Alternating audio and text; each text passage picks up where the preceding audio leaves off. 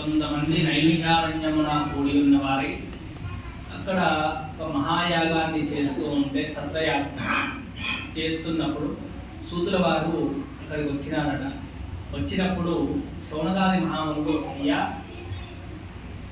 దేవతలచే చెయ్యబడినటువంటి వ్రతం ఏదైనా ఉందా అని అడిగినారు. దేవతలచే చెయ్యబడినటువంటి వ్రతం ఏమిటి అంటే అప్పుడు సూతుల వారు చెప్తున్నారు, ఓ శౌనకాది మహామునులారా, ఒకే వ్రతాన్ని పార్వతీదేవి పరిపరి విధాలుగా చేసినటువంటి వ్రత వృత్తాంతం చెప్తారు. పూర్వము త్రిపురాసురులు అనే రాక్షసులు వారు కామ క్రోధ లోభ మదమత్సర్యములతో నిండి సత్వ రజస్తమో గుణాలని ఆధీనం చేసుకున్నటువంటి వారు. మనం ఏదైనా మూడికి మీద ఆధారపడి నడుస్తుంది. సత్వము, రజస్సు, తము అంటే అగ్రెసివ్గా ఉండడం, లేకపోతే ఎవరికి ఏం పట్టనట్టు నార్మల్గా ఉండడం, లేకపోతే సత్వగుణం మంచితనంతో ఉండడం. అంతే కదా, ఈ మూడే ఉంటాయి. తింటాము, అరిగించుకుంటాం, విసర్జన చేస్తాం, లేస్తాము, తిరుగుతాము, పడుకుంటాం. ఏదైనా మూడికి మీద కాలము ఆధారపడి ఉంటుంది. ఈ కాలాన్ని ఆధీనం చేసుకొని ఉన్నారు. వాళ్ళని సంహరించాలి అంటే వాళ్ళు గణపతి యొక్క ఉపాసన చేసి గణపతితో వాళ్ళు వరం తీసుకున్నారు. మేము ఏకకాలంలో ఒకే బాణంతో మరణించేట్లయితే మాకు మరణం ఉండాలని చెప్పి వారు బ్రహ్మదేవుడి దగ్గర గణపతి ఆరాధన చేసి గణపతి దగ్గర ఆశీర్వచనం తీసుకున్నారు. తీసుకున్నాక వాళ్ళని చంపడం ఈశ్వరుడికి, శివుడికి చాలా ఇబ్బందికరంగా మారింది. మారినప్పుడు ఏం చేయాలి అని ఆలోచిస్తుంటే నారద మహాముని వచ్చి, అయ్యా నువ్వు గణపతి ఆరాధన చేసినావా, నువ్వు యుద్ధానికి పోయే ముందు గణపతిని ఆరాధించావా, చేయకపోయేసరికి వెంటనే వెళ్ళి నువ్వు గణపతిని ఆరాధన చేయి, నీకు చెప్పేంత పెద్దోని కాదు, ఏదో పూర్తా భక్తిగా సూచన చేసిన అంటాడు. చేసిన అని చెప్పినాక గణపతి ఆరాధన చేస్తాడు. చేసినాక గణపతి ప్రత్యక్షమవుతాడు. ముగ్గురు ఒకే చోటికి వచ్చినప్పుడు నువ్వు బాణాన్ని సంధించు, నా యొక్క శక్తిని, నా మూలాధార శక్తి ఏదైతే ఉందో ఆ శక్తిని నీకు అస్త్రంగా ఇస్తున్నా అని చెప్పి శక్తి అస్త్రాన్ని ఇస్తుంది. ఇచ్చినప్పుడు అప్పుడు ఆ యొక్క అస్త్రంతో మూడు ఇటు ఇటు తిరుగుతున్నప్పుడు మూడు ఒకే క్రమంలో వచ్చినప్పుడు బాణం వేసి కొట్టేస్తుంది శివుడు. కొట్టేసిన తర్వాత వీళ్ళు ఎవరు సత్వ రజస్తమో గుణాలని ఆధీనంగా చేసుకున్నవాళ్ళు. కాలం మొత్తం విచ్ఛిన్నమైపోతుంది. అంటే పదవి ఒకళ్ళ నుంచి ఇంకోళ్ళకి మారినప్పుడు సందిగ్ధం ఎట్లయితుంది అంటే మనకేం తెలియదు, ముందేం జరిగిందో తెలియదు. ఇప్పుడు నేనున్న పొజిషన్ ముందేం జరిగిందో తెలియదు, ఎవరితో ఏం మాట్లాడినామో తెలియదు, ఎవరు ఎట్లున్నదో తెలియదు. కానీ ఇప్పుడు మనం ఆధీనంలోకి తీసుకోవాలి. తీసుకొని మనం ఒక ప్రక్రియ ప్రారంభం చేయాలంటే మనకు ఆ ప్రక్రియలో మనం ముందు దాన్ని అర్థం చేసుకోగలగాలి. ఆ సమయంలో శివుడికి కాలాలు పోయినాక శివుడు వెళ్ళిపోతాడు. శివుడు వెళ్ళిపోయిన కైలాసం ఎట్లుంటుంది, విచ్ఛిన్నమైన ఉంటుంది.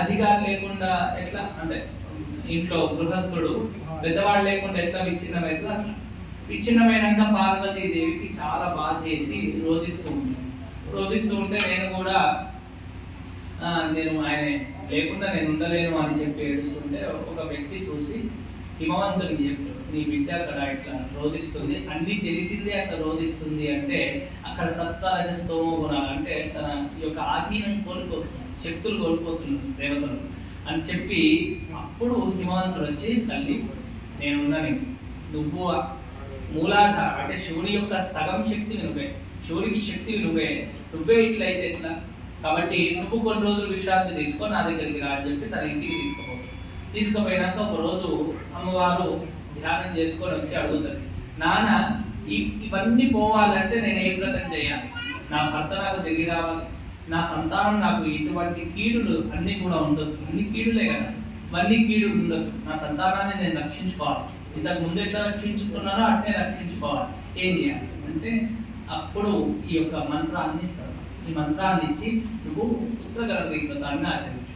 పుత్రగణపతి వ్రతాన్ని ఆచరిస్తే పుత్రుడు, మనము భార్యాభర్తలు గొడవైనప్పుడు మధ్యలో వస్తుంది ఐడియా తెలియకుండా, ఇది కాలంలో ఒకటి, పుత్రుడు ఉన్నాడు అనుకో మధ్యలో వచ్చేస్తాడు, మనము ఎప్పుడైనా చూసిరా చాలా చోట్ల జరుగుతుంటాయి. లేదు నా కొడుకున్నాడు అనే ధైర్యం ఉంటుంది, అర్థమవుతుంది.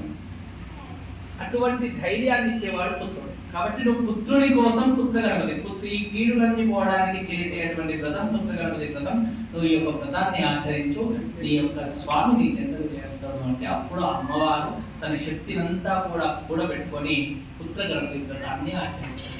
పుత్ర గణపతి వ్రతాన్ని ఆచరించి తన కొడుకు అంటే ఆ గణపతి మళ్ళీ ప్రత్యక్షమై ఓంకార రూపంలో నీకు ఎల్లప్పుడూ ఆనందాన్ని కలిగిస్తాము నేను, కనుక నేను ఎప్పటికీ నీ చెంతనే ఉంటాను, నేను ఎక్కడికి అందుకే మీరు చూడండి, మీరు ఏ పురాణం చూసినా కూడా అక్కడ అమ్మవారు ఎక్కడ ఉంటే గణపతి అక్కడ తిరుగుతూ ఉంటాడు. ఇప్పుడు వరాన్ని ఇస్తాడు. గణపతి ఎక్కడ ఉంటే ఆనందం అక్కడ ఉంటుంది. గణపతి ఆనందం కోసం పుట్టినవాడు. గణపతి అప్పుడు అమ్మవారికి వరాన్ని ఇచ్చి అమ్మ నేను ఎప్పుడు నీ చెంతనే ఉంటా అని చెప్పి గౌరీ గణపతిగా పుట్టినాడు. గౌరీ గణపతిగా రూపాంతరం చెంది అక్కడ ఆ అమ్మవారితోనే ఉంటూ మళ్ళీ ఆ యొక్క శివుడు ఎక్కడున్నాడో కాబట్టి ఆ శివుడిని తీసుకొచ్చి ఆ యొక్క సత్వరజస్తమో గుణాలని ఒక తాటికి తీసుకొచ్చిన వాడే గణపతి మూలాధార శక్తి నిలబడి ఈ యొక్క లోకాలను కాపాడినాడట. అందుకోసమే ఎటువంటి కీడులున్నా పరమంత్ర పరయంత్ర పరతంత్రాలు అంటే యంత్రముల ద్వారా కానీ, తంత్రము అంటే సైగల ద్వారా కానీ, అంటే బాణామతి చేతములు ఇవన్నీ సైగలు తంత్రం. అదే విధంగా మంత్రము ద్వారా కానీ, అంటే మనం ఒకటి వీడు బాగుంటూ ఇప్పుడు అబ్బాయి అందుకే తల్లి ఎందుకు చేయాలి అంటే తల్లి పొరపాటున కూడా కొడుకుని నువ్వు ఖరాబ్ అవుతావురా అని కూడా, నువ్వు ఇట్లుంటే ఖరాబ్ అవుతావురా, నువ్వు ఇట్లుంటే బాగుపడవురా. ఇప్పుడు ఈ కాలంలో ఒకప్పుడు అనకపోయాడు, ఈ కాలంలో బాగా తయారైంది. అట్లా అస్సలు ఎట్టి పరిస్థితుల్లో తండ్రి అన్నా పర్లేదు, తల్లి అనకూడదు. తల్లి అంటే అది సత్యం అవుతుంది. ఇటువంటి కీడులు ఇది మంత్రము అని అనాథ ప్రాయతే మంత్ర, మనస్సులో నుంచి వచ్చేదే మంత్రం. ఈ యొక్క మంత్రము అంటే వాక్కు ఏదైతే ఉందో ఆ వాక్కును అనకూడదు. అన్నప్పుడు వాడికి కీడు కలుగుతుంది. బయట ఏదైనా తిరిగి వచ్చినప్పుడు తెలిసి తెలియక ఏదో ఒకటి దాటి రావడం వల్ల కూడా నెగిటివ్ ఎనర్జీ అనేది పాస్ అయ్యి దానివల్ల కూడా కీడులు కలుగుతుంది. కీడు అనేది ప్రధానంగా ఎట్లా జరుగుతుంది అంటే ఫస్ట్ బ్రెయిన్ మీద ఎఫెక్ట్ పడుతుంది, తద్వారా శరీరం మీద ఎఫెక్ట్ పడుతుంది, చర్మం మీద ఎఫెక్ట్ పడుతుంది. చర్మం మీద ఎఫెక్ట్ పడి దాని యొక్క స్వభావాన్ని చూపిస్తుంది.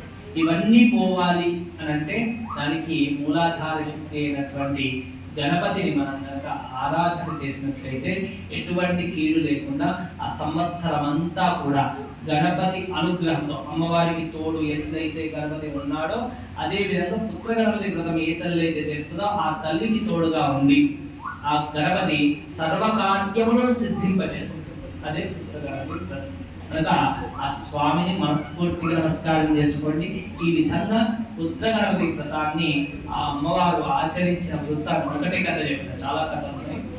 ఆ ఒక్క కథలో ఆ వృత్తాంతంలో శోణగారి మహామునులకు ఆ సూతుల వారు చెప్పినటువంటి వృత్తాంతము ఇది. భగవానికి